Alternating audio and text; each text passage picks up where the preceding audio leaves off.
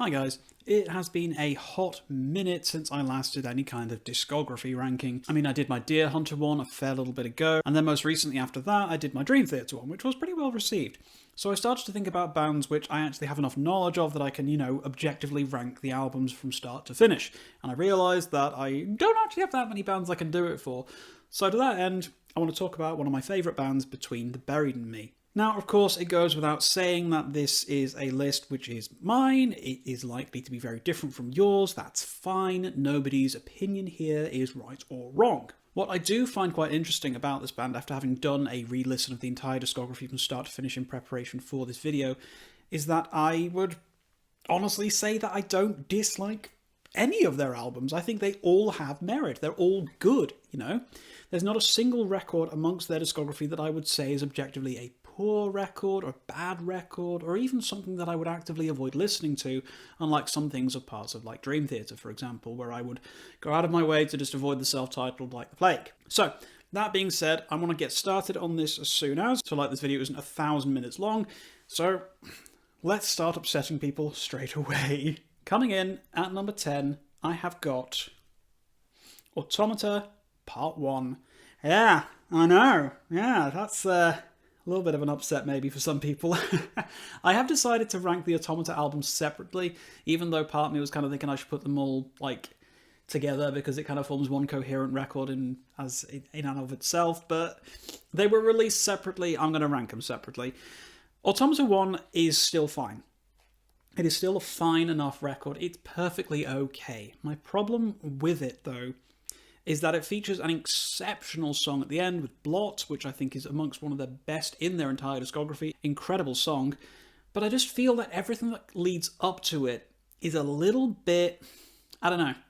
It feels almost like they're copying their own homework, It feels like certain parts of all these different songs, like Condemned to the Gallows, feels very Between the Buried and Me by numbers, It doesn't feel like it's very exciting or very adventurous. It feels very, I don't know, just not very inspired. And then you've got the smaller tracks like Gold Distance, which is just interstitial, who cares, whatever. House Organ, it's fine. And then you've got Yellow Eyes and Millions. I actively don't really much like Millions, I'll be honest with you. The truth of the matter is that this isn't a very interesting record. It's just fine. It's there, it exists, it serves as a point in the band's history. But I honestly don't really come back to this one very often, certainly not for a full listen. I'll maybe pick out Blot if I'm doing like a playlist listen or something like that, maybe Condemned to the Gallows, but as a general rule, I don't particularly go for this record very often, at all. It's fine, and like I told you, I'm going to be upsetting people right from the start, so yeah, bottom of the pile, Automata 1.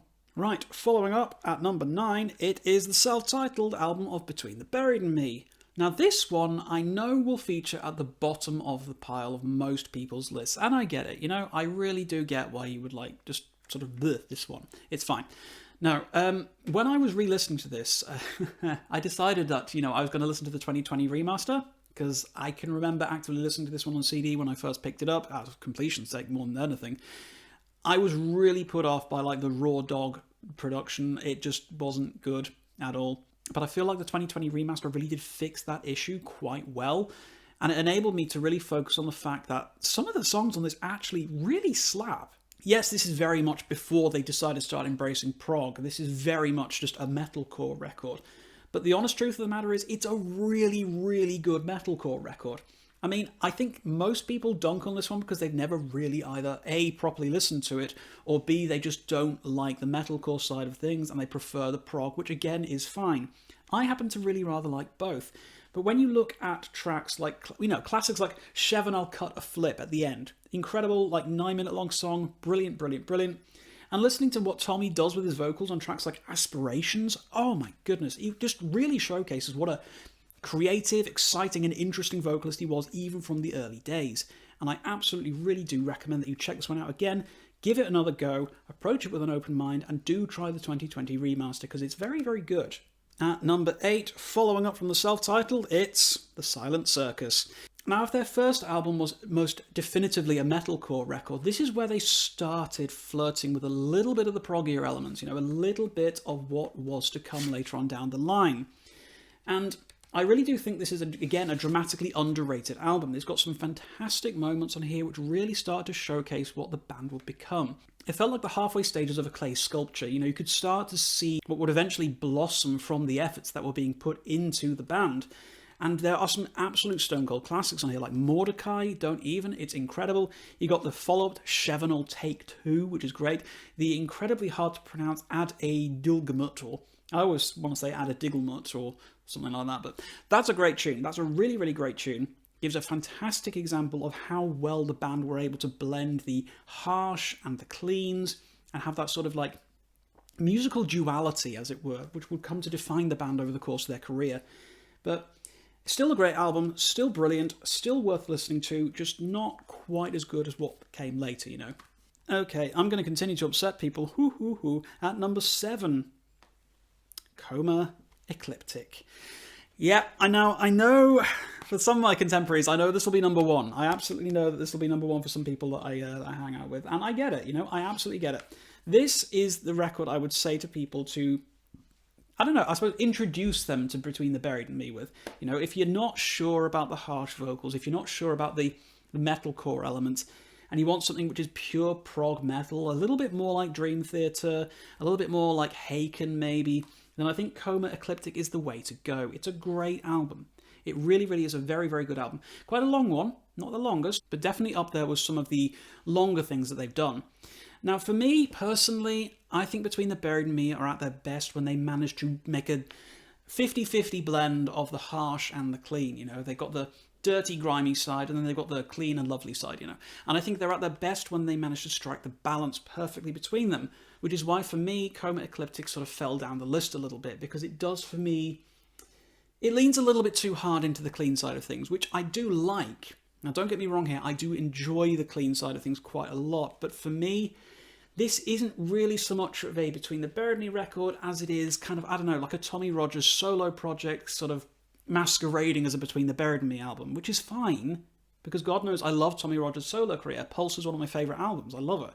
But I just don't feel that this was enough Between the Buried and Me to be any higher on the list.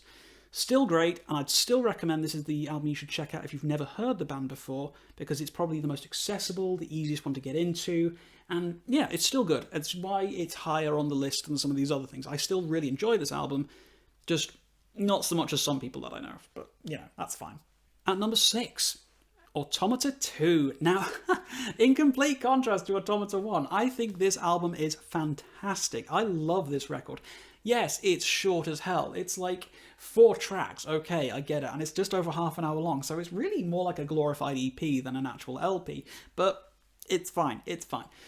The reason why I had to rank this one so much higher than Part 1 is because, unlike Part 1, short of the interstitial track of Glide, every single track on this slaps like hell. Proverbial Bellow, brilliant, love it. Voice of Trespass, love it. The Grid, love it, incredible.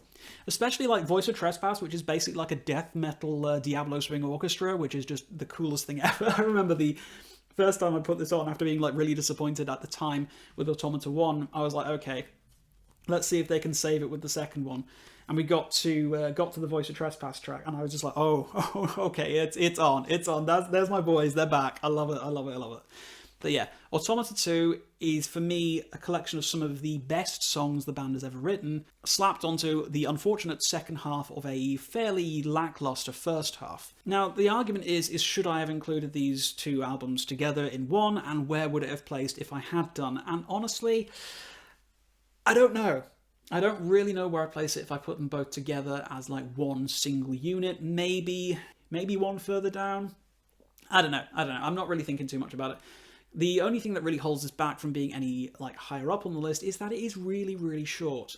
It's like 33 minutes long, I think, which honestly in prog metal, it might as well just be an interlude, you know? It's really short compared to the rest of their catalogue. But the fact of the matter is that the main tracks on this are just incredible. Every single one of them has so much going on and so much creativity in it that it would be impossible for me to rank this by itself any lower on the list. Love it. Okay, at number 5, we've got Alaska. Yep, I adore Alaska. Now this, to me, represents when the band really started playing with the progressive metal elements and sort of moving the deathcore to the background. It was still very much a metalcore album with progressive elements, but it was starting to really take shape, really start to become the band that they would define themselves as, the sound that they would take on as their own, you know, rather than just being another metalcore group or whatever. And Alaska really did signal the turning point for me. It also contains what I consider to be one of the best songs ever written, which is, obviously, I know, cliche, Selkie's The Endless Obsession, which for me, it really is, it's like, it's there comfortably numb, it's there close to the edge, it's their Stairway to Heaven, it's the most defining, excellent, brilliant guitar-focused track I've ever heard from the band. It's wonderful. The solo gets talked about all the time by people within the circles of like progressive metal, and there's good reason. It's incredible.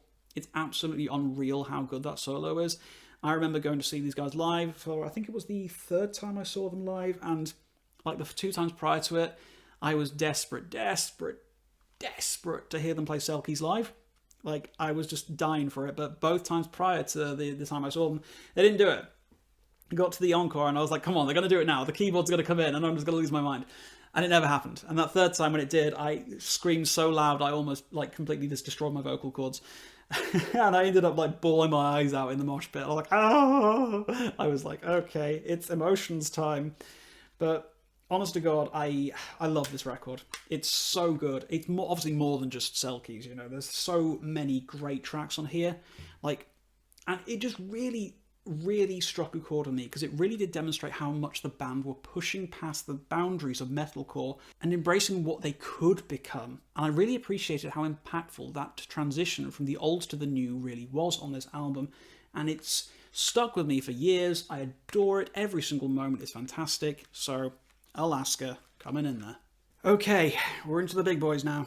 And anybody who knows the band, you know what's left. You know what's left. But the question is, what order are these going to come in? Who knows? We'll find out in a second, won't we? Okay, coming in at number 4. Their most recent album, it's Colours 2. Yep, I really liked Colours 2. Now, I was nervous when they announced they were doing a sequel to Colours. You know, it's like, it's difficult to do a sequel to what is often lauded as one of your best albums, and I don't know, I was cynical. I was honestly not really expecting this record to be much good, I'll be brutally honest with you. It was coming off the back of the Autometal records, and I figured, have they still got it? You know, can they do a sequel to Colours? Are they doing this just as a name grab to get your attention and get your money? The cynical part of me still thinks there is a little bit of that, but the end result, the end product of this record was absolutely stunning. Loved it. Absolutely loved it. It's incredibly long. Don't get me wrong, it's ridiculous. It's maybe a little bit too long, which I think maybe holds it back a teensy tiny bit. It's like nearly 80 minutes long, I think. Something insane like that. It just keeps on going. But the absolute mountain of musical ideas, of crazy adventurism that goes on within this record, all while still feeling not only true to the original colours, but also as a progression and advancement of the band's sound. You know, to be able to do both of those things at once is honestly nothing short of a miracle, which is why I feel this record does deserve the praise it gets. Only Between the Buried and Me could put literal cartoon sound effects of like somebody getting hit on the head with a hammer and running on the spot before falling on a banana peel into a song and have it make musical coherence and sense. You know, that's what they're doing with this album. It's fantastic. If you've never listened to the band before, it's not where I'd start. It really isn't.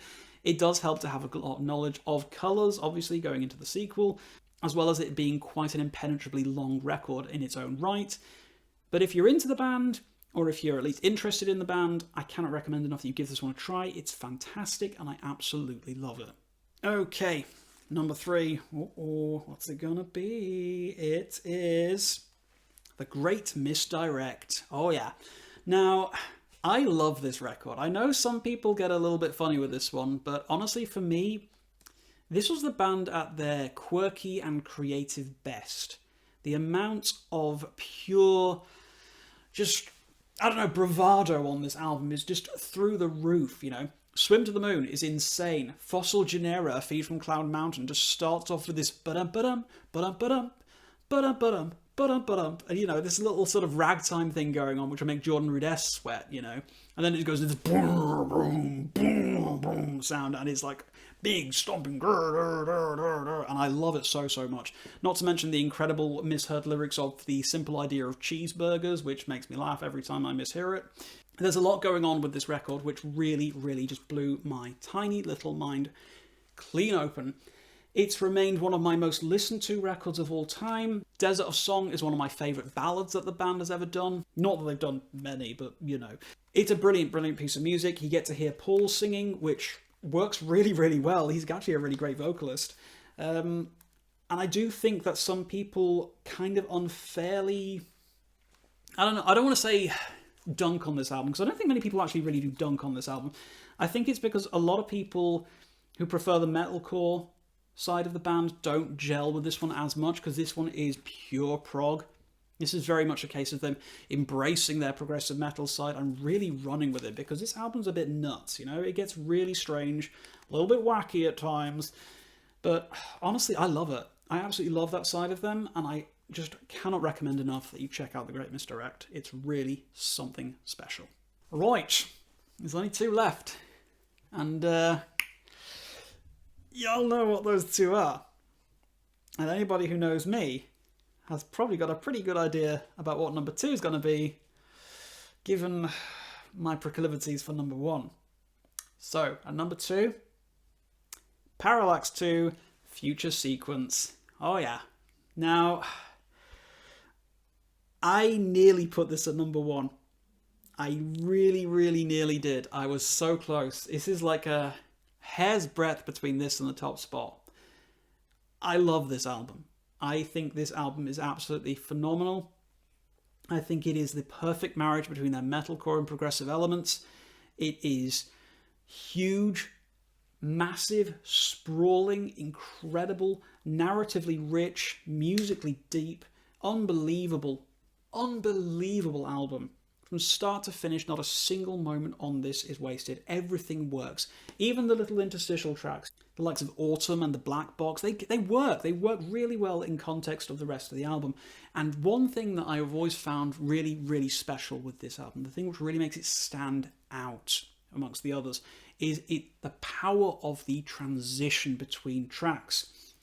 Everything where it moves from one into the next has this moment, this absolutely astonishing moment where it feels like a roller coaster. It's so intense. It's so brilliant. Like Black Box into Tell Us is just, it's like, you know, that sequence with the guy in the sofa with the sound, like the sound system blasting me something like this. It's like that. It's like that for me. And I love it so much.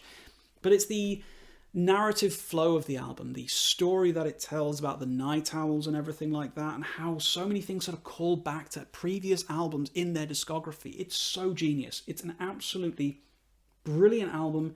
It's damn near perfect, and it was just this much between it and the top spot. It was so close that I could almost taste it, ridiculously close.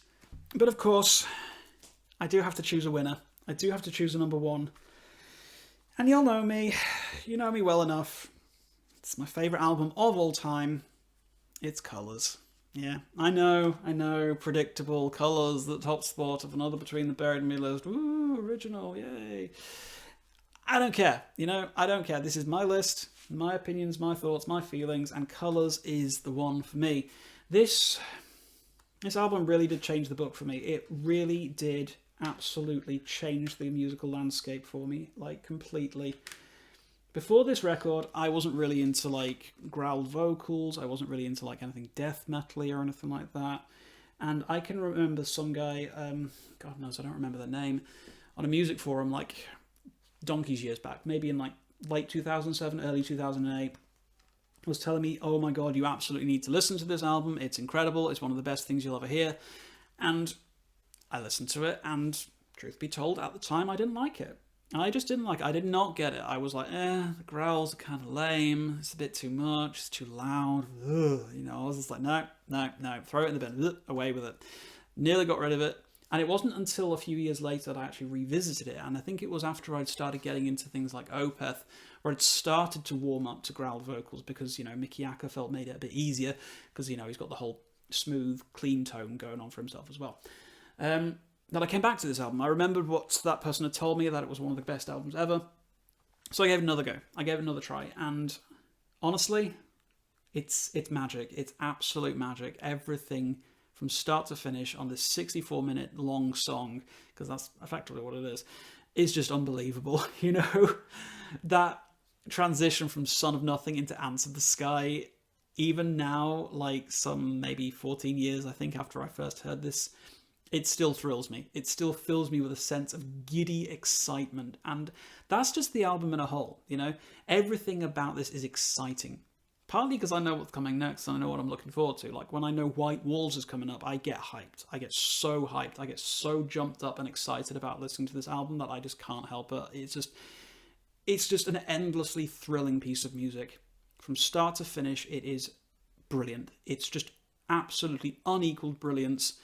I've still never heard anything which has affected me quite like this album has ever managed to do so, and I don't think anything will ever quite manage to top the excellence that is Between the Buried and Me's colours. Although, that being said, if we wanted to get really cheeky and sort of like play with the rules a little bit here, I want to go ahead on record and say that maybe there's a position 0 in this list, you know? Maybe there's something I marginally consider better than colours if I cheat a teeny tiny bit. Now, this is off the record, obviously. You know, we've had our number 1 pick. It's cemented, it's for the ages, it's done, you know. Number 1 is colours, right? But number 0. Let's pretend for a second we can play with the rules a little bit. And with number 0, if we take the full Parallax sequence, 1 and 2, and put them together as one gigantic, like 100+ minute long album, then I don't think it's hard to argue that this is the best the band has ever been and ever will be. This little EP here is about as long as Automata 1 and 2, so I was tempted to include it as an entry in its own right, but it is technically an EP. You know, it was marketed as an EP, released as an EP. Everywhere you look tells you it's an extended play, not a long play, despite the fact it's about as long as Automata 1 and 2. Whatever. So I couldn't include it in the full list of studio albums because it technically isn't one.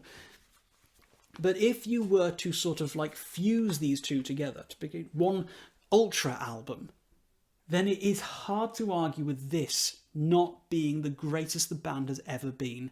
If you take this and listen to the EP before the LP and treat it as one singular entity, then Parallax is the greatest thing Between the Buried and Me has ever done. So there we have it. That is my definitive ranking, as it were, of the Between the Buried and Me studio albums up to date of April 2024. Maybe they've got a new one coming out this year. It has been 3 years since Colours 2, which is kind of crazy, actually, now that I think about it. So we might be due a new one, who knows? And at which point I'll just have to update this list and do a new one entirely. Yay, what fun. But yeah, I'm certain quite a few of you have massively disagreed with my placings. How dare he not put the self-titled at the bottom? How dare Automata 1 be at the bottom? How boring of him to put Colours at the top? Blah, blah, blah, blah, blah, blah, blah. Ultimately, this is just a list. This is just an opinion. There's nothing wrong with having your own opinions. This just happens to be mine. And to that end, I would love to know what your rankings for the Between the Buried and Me studio albums are. So if you have watched this far and you are interested in letting me know, please do comment down below with your own personal rankings. Let's go. Let's get the discussion going on. Tell me why I'm wrong. Tell me why I'm right. Tell me everything. Let's hear it. I want to hear it all. But if you have watched this far, guys, thank you so very, very much for watching. And as always, until next time, keep your rhyme signatures pretty odd.